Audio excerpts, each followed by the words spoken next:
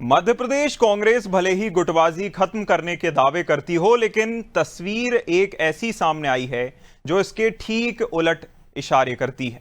प्रदेश कांग्रेस में गुटबाजी की खबरें लगातार सामने आती रही हैं और अब एक बार फिर दो ऐसी तस्वीरें उभर कर आईं जिन्होंने कांग्रेस के अंदरूनी हालात पर सवाल खड़े कर दिए हैं। पहली तस्वीर कांग्रेस के टैलेंट हंट कार्यक्रम से जुड़ी है।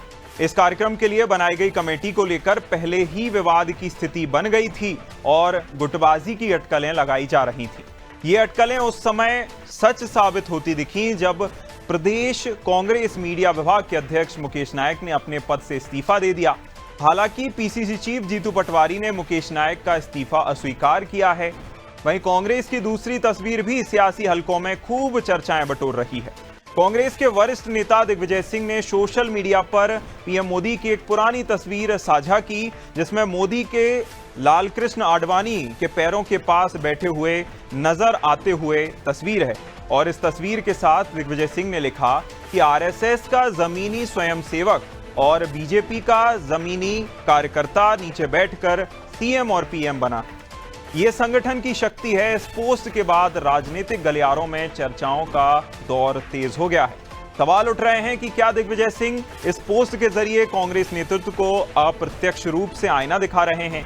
एक तरफ मीडिया विभाग में टैलेंट हंट को लेकर उठा विवाद और दूसरी तरफ दिग्विजय सिंह का ये बयान, दोनों ही घटनाएं कांग्रेस के भीतर चल रही खींचतान गुटबाजी की ओर इशारा कर रही हैं।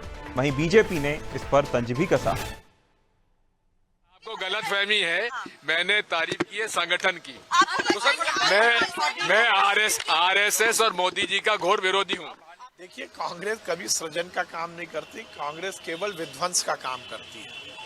और जो विध्वंस का काम देश के लिए करते हैं, उनकी पार्टी का भी विध्वंस ही हो रहा है। राहुल गांधी हो या कांग्रेस का कोई भी नेता हो, उसे केवल ऐशो आराम की राजनीति करना, उनको संगठन से, अनुशासन से, संयम से कोई लेना देना नहीं है। ना वो लोकतांत्रिक व्यवस्थाओं का पालन चुनाव में करना चाहते हैं, ना पार्टी में करना चाहते हैं। कांग्रेस तार तार है, संगठन तार तार है। कांग्रेस केवल नेहरू परिवार की प्राइवेट लिमिटेड कंपनी है। नेशनल हेराल्ड जैसे मामले में भ्रष्टाचार करके नेहरू परिवार केवल ऐशो आराम की राजनीति करना चाहता है। वो कांग्रेस को और इस देश की राजनीति को अपने ऐशो आराम, अपने परिवार की बढ़ोतरी और उसमें पैसा इकट्ठा करने के लिए उपयोग करते हैं। उनका संगठन से, लोकतंत्र से कोई लेना देना नहीं है।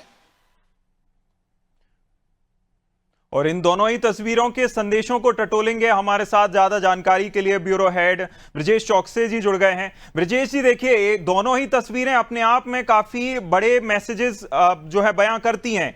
क्या संदेश देने का प्रयास, क्योंकि दिग्विजय सिंह की ओर से पहले भी आरएसएस बीजेपी को लेकर हमले किए जाते थे, लेकिन जिस तरह की तस्वीर उन्होंने पोस्ट की, दूसरी तरफ बीजेपी के जो मीडिया विभाग के अध्यक्ष हैं, उन्हीं के सोशल मीडिया हैंडल से इस्तीफे की तस्वीर डल जाती है। आखिर क्या चल रहा है?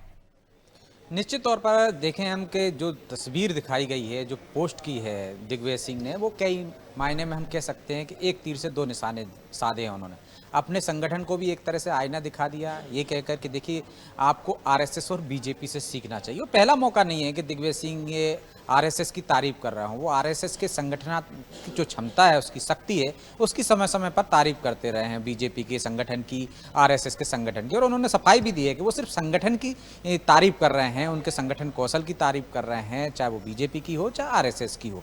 लेकिन वो संघ की जो विचारधारा है उसके खिलाफ रहे हैं और खिलाफ हैं और खिलाफ रहेंगे। वो अपनी पार्टी को एक संदेश देना चाह रहे हैं कि किस तरह से आरएसएस में और बीजेपी में एक जमीनी कार्यकर्ता किस तरह से, आप देखिए, प्रधानमंत्री बन जाता है, मुख्यमंत्री बन जाता है। ये उनके संगठन की क्षमता है कि वो अपने कार्यकर्ताओं को इस तरह से गढ़ते हैं कि वो प्रधानमंत्री तक पहुंच जाता है, मुख्यमंत्री की कुर्सी तक पहुंच जाता है। लेकिन हमारे संगठन में वो कमियां हैं।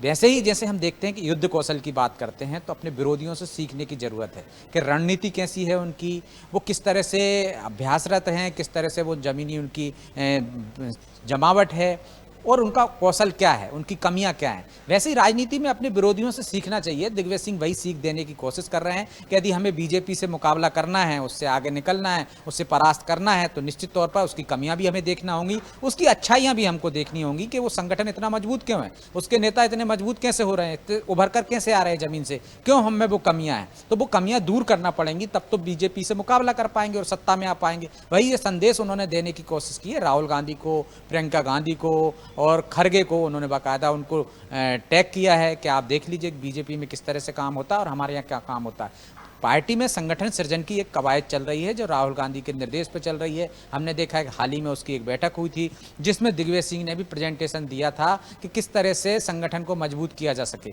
और मध्य प्रदेश कांग्रेस में भी हम देख रहे हैं जीतू पटवारी उस कवायद को बढ़ाते हुए दिख रहे हैं कि किस तरह से ब्लॉक स्तर पर, बूथ स्तर पर संगठन को मजबूत किया जा सके। लेकिन कहीं तो कमियां रह गई होंगी जो लगातार कोशिशों के बाद भी, पहले हमने देखा मंडलम सेक्टर को बनाने की बात हुई थी कमलनाथ के दौर में, लेकिन वो आगे तक नहीं बढ़ पाई है। तो संगठन खड़ा क्यों नहीं हो पा रहा है? तो उसको देखने के लिए संघ की वो पृष्ठभूमि देखना पड़ेगी, संघ में जाकर अंदर देखना पड़ेगा कि किस तरह से वो अपने कार्यकर्ताओं को गढ़ते हैं। आप तो अभी ऊपर तरीके से देख रहे हैं ना, तो ऊपरी तरीके से देखकर कैसे आप महसूस कर सकते हैं या जान सकते हैं कि वो किस तरह से अपने कार्यकर्ताओं को गढ़ते हैं। लेकिन एक कोशिश भी है और एक तरह से ये कहा जा रहा है कि राहुल गांधी को नसीहत भी है, एक तरह से आईना दिखाया गया है कि वो हमारे विरोधी संगठन में किस तरह के हालात हैं और हमारे यहाँ का है। दूसरी तस्वीर की जो हम बात कर रहे हैं मुकेश नायक की, तो आप देखिए कांग्रेस में गुटबाजी नई बात नहीं है।